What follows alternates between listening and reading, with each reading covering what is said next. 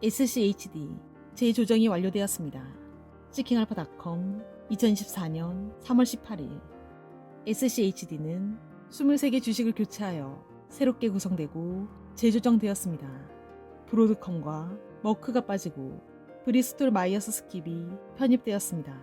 브리스톨은 현재 SCHD에서 네 번째로 큰 지분을 차지하며 4.03%의 가중치를 갖고 있어 예상 배당 수익률이 3.87%로 향상된 주요 이유 중 하나입니다. 다음은 6가지 시사점입니다.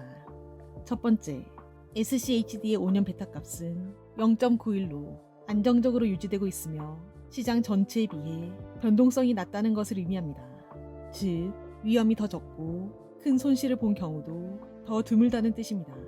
SCHD는 대형주 가치 ETF이므로 성장주가 강세인 시장에서의 저조한 성과는 예상되는 일이었습니다.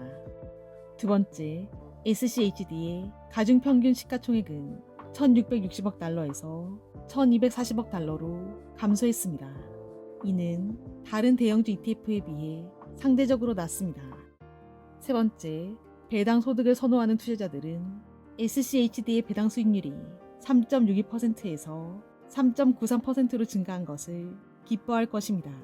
운영 비용인 0.06%를 고려하면 현재 가격을 기준으로 예상 배당 수익률은 3.87%입니다. 네 번째, 잉여 현금 흐름 대비 부채 비율은 12.31배에서 11.08배로 감소하였으며 자기자본 이익률은 26.08%에서 29.04%로 크게 향상했습니다. 이러한 변화는 배당 성장보다는 주로 배당 안정성 개선에 초점을 맞춘 결과로 볼 수 있습니다.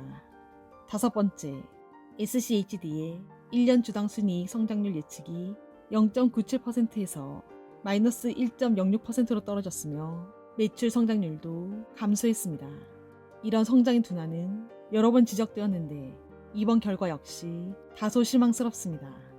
가치 투자자들은 보통 성장률에 크게 신경을 쓰지 않지만 배당금 증가는 회사의 이익에서 나오므로 배당 성장 투자자에게는 중요합니다.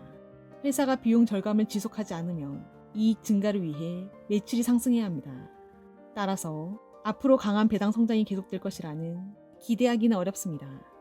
다행히 SCHD의 배당금 지급률이 낮아 배당 성장에 대한 여지는 있습니다. 배당금 지급 비율은 회사 순이익 중 주주에게 배당으로 주는 금액의 비율을 말합니다. 이 비율이 높으면 이익의 대부분을 배당으로 사용한다는 것을 의미하고 이 비율이 낮으면 이익의 적은 부분만을 배당으로 지급한다는 것을 나타냅니다. 그래서 이 비율을 1년 내내 주시하는 것이 중요합니다. 2년 전 배당금 지급 비율이 49.09%였는데 이 비율이 높아지면서 SCHD의 배당 성장 성과는 나빠졌습니다.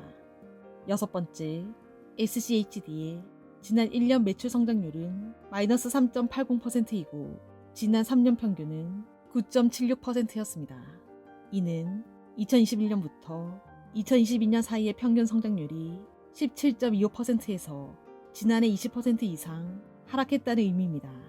만약 2024년 매출 기대치가 현재와 같다면 개선될 때까지 낮은 한 자릿수 배당 성장률을 예상해야 할 것입니다.